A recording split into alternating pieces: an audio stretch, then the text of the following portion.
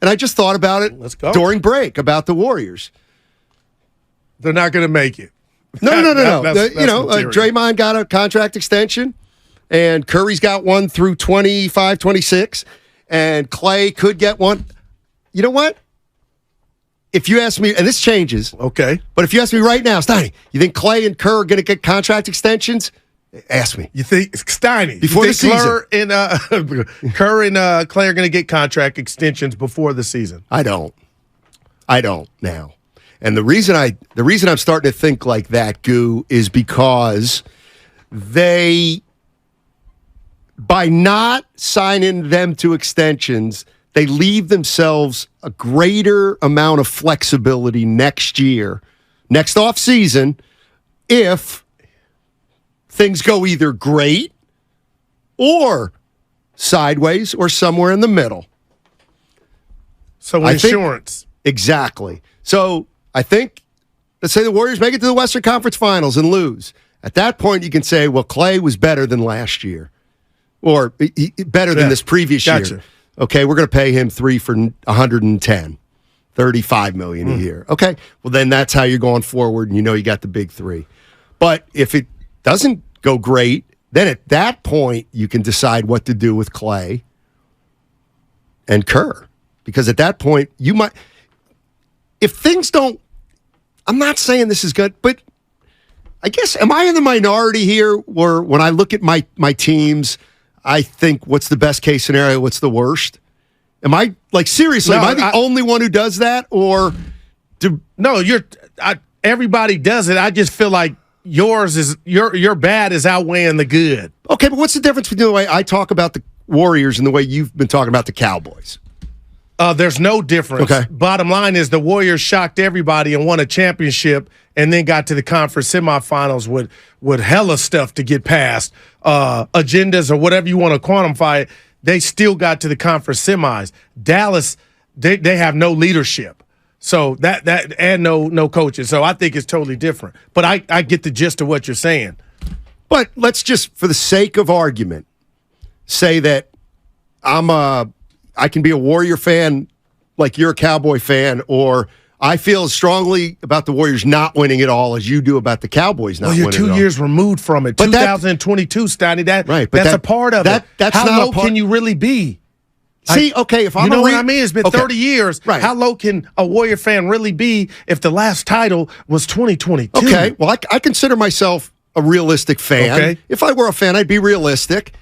And the title 2 years ago, while it was great and it was a bonus title, and I can't believe we got 4, I do not use that as any kind of measuring stick because I think part of that year was a little bit of an outlier. Listen, it doesn't mean they don't get credit for the title. It and does. You got 85% of that roster still, those guys. But I don't believe that was the best team that year. I believe they were playing the best basketball at that time of the season. And so they won it at that point. But that was a long time ago in my book. And I'll say this, too, and I feel like I've said this my whole life, since I was watching basketball from 18 to 80. Guys get old fast in the NBA sometimes. They get old really fast. I swear to God, Dennis Johnson one year was a borderline all-star, and the next year he just couldn't play anymore. Not saying but you didn't feel that about Dre last year. Whatever year we say Dre had, Dre's declining. Yeah, but who's not? When you look at it, I'm just talking about, we didn't watch, I didn't at least, guys. I didn't look at Draymond and be like, oh my God, the end is near. And I damn sure didn't do that way. Maybe I'm different with Klay Thompson. I was encouraged from Klay. And that's why when you use these, Steiny, you are so right. And Steph Curry, I know you're going to say, Guru, that's a one-off. Like, Andre Iguodala got old fast, even for him in a Warrior uniform. But they won it with him kind of, So with who kind of Andre. Well, he was a role player. Yeah. I'm talking about the stars. Yeah. I still feel good about where the stars are at and what they got left, and maybe that's our difference. 650 Steiny said yesterday that Klay has earned the extension in today's switch. No, I'm saying what I think they are going to do now. It's not my opinion. It's It's what I think the Warriors are going to do, and it makes more sense for me now to think that if you don't forget Kerr right now, but Clay's the one sliver of flexibility you may need next off season. You know you got Chris Paul coming off. So why not try to postpone Clay till next year so that you can get a better feel for the number he's going to be at? And you know what? If he has a better year this year than he did last year, then we'll pay him more. Not than the 42, because he's not the player he was when he signed for 42, but maybe that's the difference between 25 and 33. Dude, you got my head spinning. So, two things, and you can laugh. The Draymond Green contract to me said that Joe Lacob is so into the big three and what they have left is superseded where they were at over the cap. I thought over the cap was more important to me, or was going to be more important than the big three staying together. That signaled to me that Joe Lacob, like, it's still even, and he's probably still still feeling all the euphoria from the big three. Tell me if you think that's still the case. And two, the Chris Paul acquisition now, hearing you say is going to, what if this is a match made in heaven, and then we're done with this season? What do you do with Chris Paul then? We can pick up his contract next year. Okay, so it's not guaranteed. His contract for next year, Chris Paul, is not guaranteed. Do you think that was a big part? Yes. That is. What are you kidding? So we could say, we got a grown up in the room and on the floor, and Jordan Poole, we got up off of that. But best believe, Guru, that I do not. The ability to say night-night to Chris after this year was a majority of what made him attractive. Yes. Jordan Poole was owed $130 million. That he was. Chris Paul is owed $30 million. So the Warriors, just by getting off him, saved at least $100 million. Now they got to figure out if they're going to. Here's what I would bet the whole mortgage on. Next year, liquidate. Next year, the Warriors will not have a team that includes both Klay Thompson and Chris Paul. Wow. Because they can't pay Chris Paul $30 million next year. I would take that bet. And then pay Klay $30 million plus.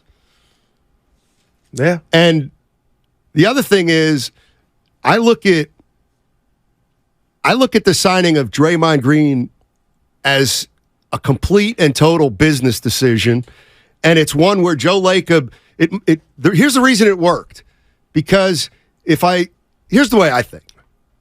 Okay, Draymond's a free agent. Oh, boy. There's emotion involved there. There's emotion, right? Yeah, big emotion. We can't. We got to. He's part of our team. We got to keep him. Well, you know what? Perfect. Because it also aligns. It aligns with what we're trying to do here, too, which is create an asset in Draymond Green. Like, you can still trade. You can't. Right. He could not let Draymond for free walk away from this team, at least in his mind. Walk away from this team, get nothing in return.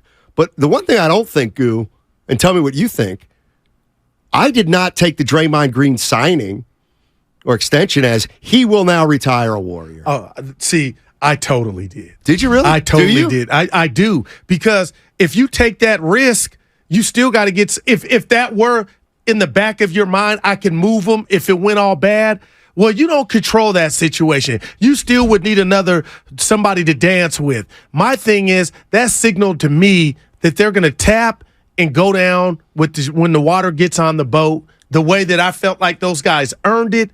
And maybe I'm so off and wrong. That's why Kerr is at an impasse, and so is Klay. Why?